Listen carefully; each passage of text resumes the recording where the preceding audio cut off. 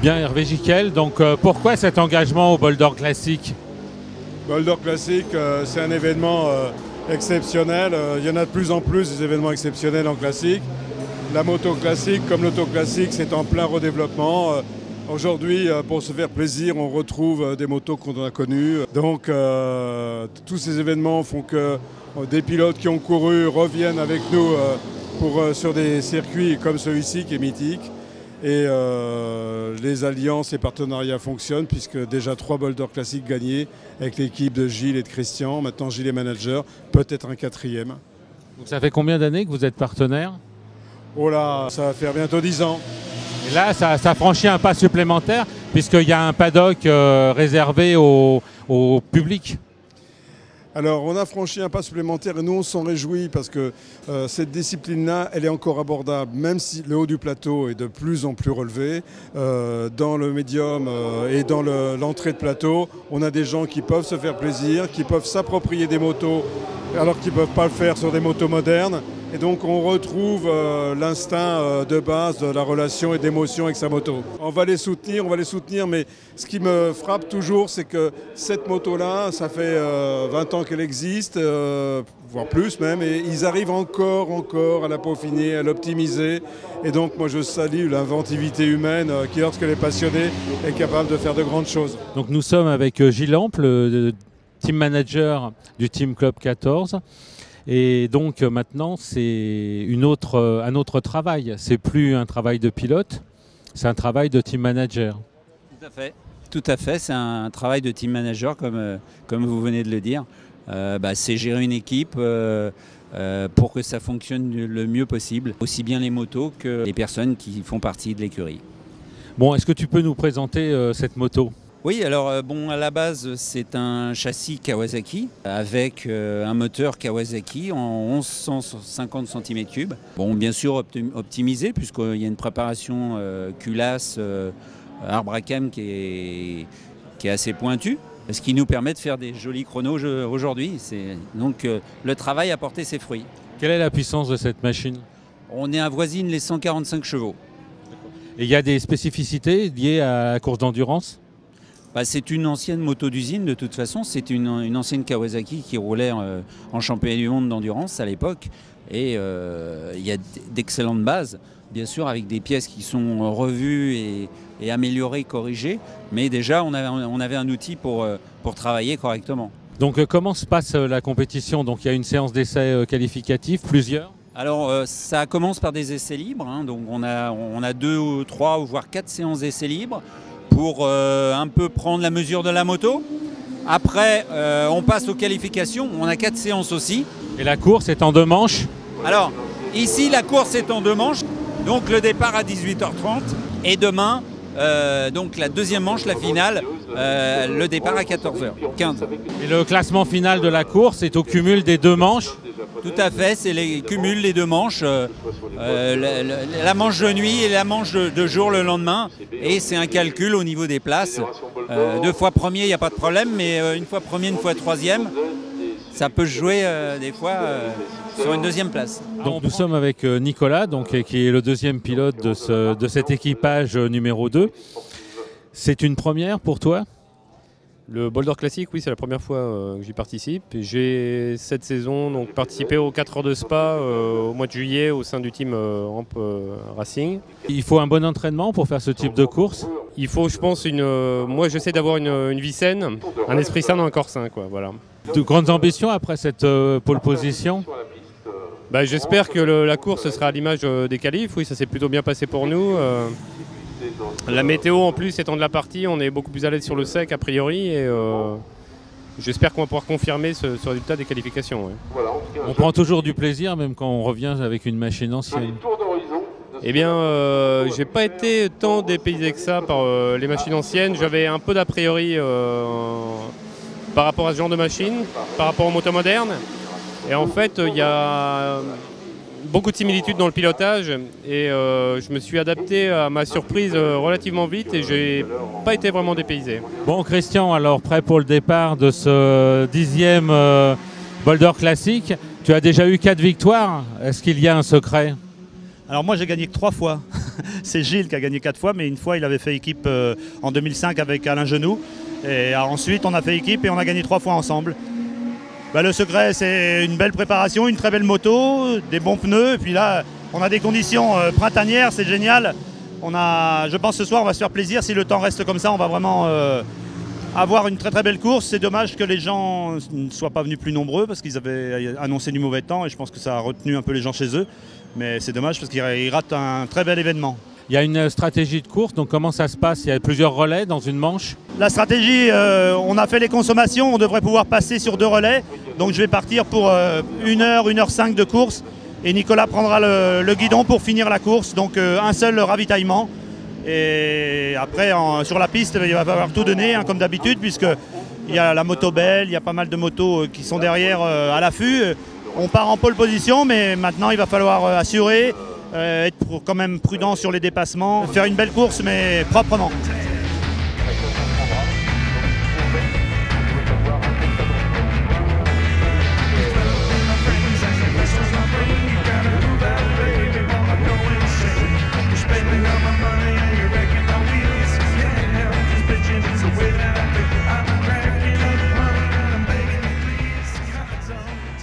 C'est un départ type bol d'or, avec les pilotes de l'autre côté. Ça y est, c'est parti.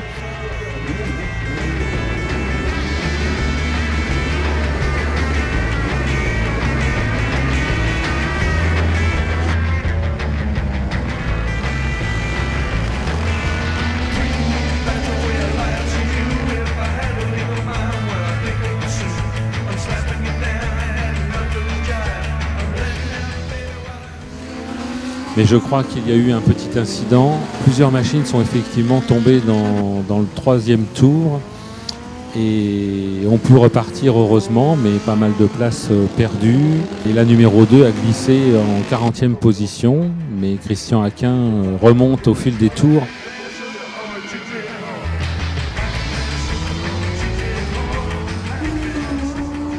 La machine est donc installée en première position, les concurrents ayant visiblement ravitaillé un peu avant elle. Voilà, Christian rentre maintenant au stand pour le ravitaillement.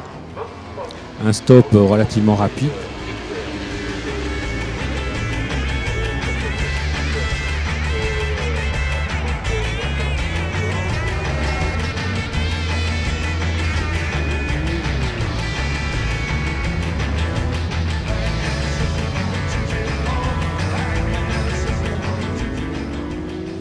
Il y a un problème au niveau du panotage. On cherche, la moto ne passe plus effectivement depuis quelques tours. La moto passe plus et les informations nous arrivent. Voilà, Nicolas apparemment a chuté. La machine est relativement abîmée. Elle est reprise en charge par les mécaniciens maintenant.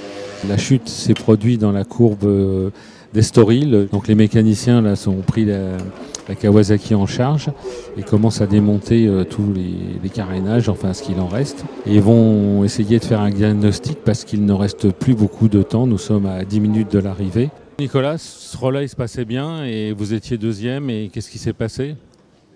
En fait, un concurrent qui sortait des stands au moment où je rentrais dans la courbe d'Estoril m'a coupé la route et par réflexe j'ai attrapé le frein avant pour l'éviter. La roue avant a glissé, je suis tombé. C'est une grosse chute rapide.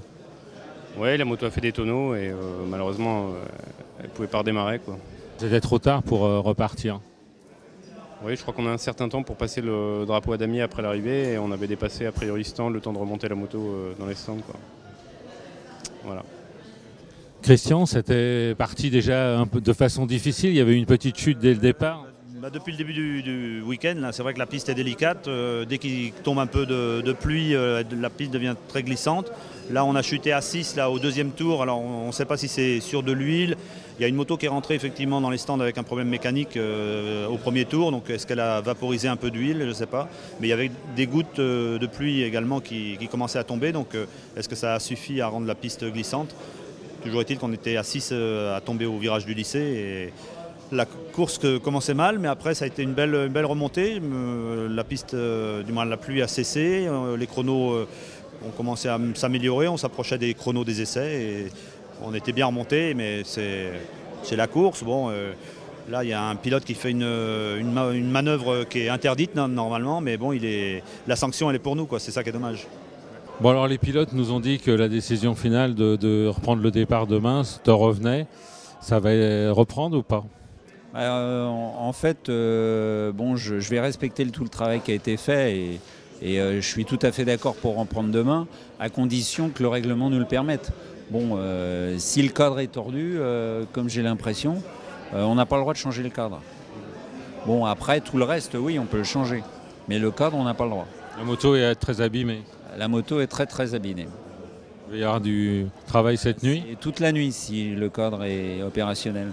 Donc je vais voir ça avec eux et on va prendre une décision dans le quart d'heure qui suit. Il n'y a rien.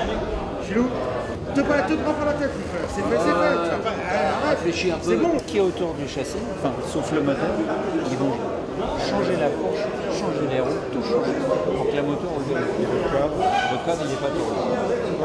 La fourche est tournée. Je me fais une bière. Bon, alors on retrouve Raphaël au petit matin après une nuit de mécanique. Oui, jusqu'à 3 h du matin, on a remonté la moto pour qu'elle tourne ce matin.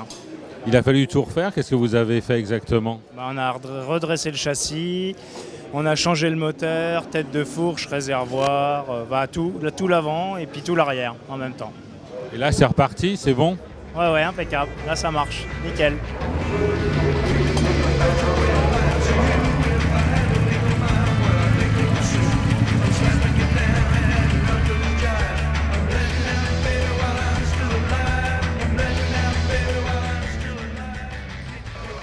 Nous nous retrouvons maintenant au départ de la deuxième manche. Donc on reprend le même ordre que sur la première manche, c'est-à-dire nous retrouvons Christian Aquin en pole position. Et il faut signaler donc qu'ils font quand même la course totalement pour l'honneur. Il faudra saluer la performance aussi des mécaniciens. Déjà le départ est excellent de Christian Aquin. Il se dégage beaucoup mieux qu'en première manche et part en tête du peloton.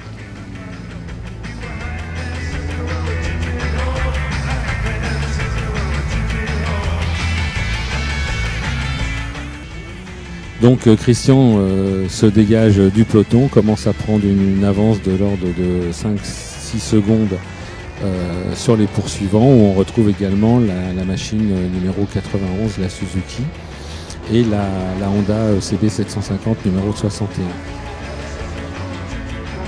Changement de pilote, Nicolas Gauquelin va prendre le relais de Christian.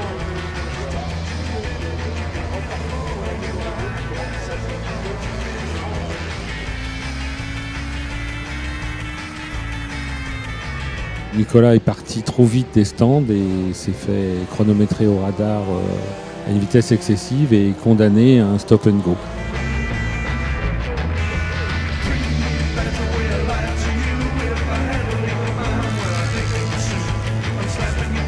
Voilà, le directeur de course sort le drapeau à damier au terme de ces 2 heures de course. Et c'est finalement la Suzuki numéro 91, une surprise finalement parce que personne ne l'attendait à cette place.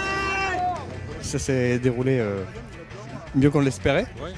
Voilà, c'est un concours de circonstances qui nous a bien servi, on va dire. Ça fait énormément plaisir à toute l'équipe parce qu'on avait eu beaucoup de malchance jusqu'à présent. On avait sans arrêt cassé. Puis là, c'est une belle récompense. C'était génial. Je remercie tout le monde pour l'organisation. On s'est vraiment éclaté. C'est vraiment top. Bon, bravo. Merci. Alors, c'est quoi comme moto? C'est donc un Suzuki avec un 4 Martin, un 1000 GSX. 1100, pardon, GSX, j'en perds ma voix. Des heures et des heures de travail et de galère et là, c'est fait. Et je remercie mon sponsor qui m'a fait confiance, nos amis Club 14. Vraiment, merci à eux parce que c'est aussi grâce à eux qu'on est là.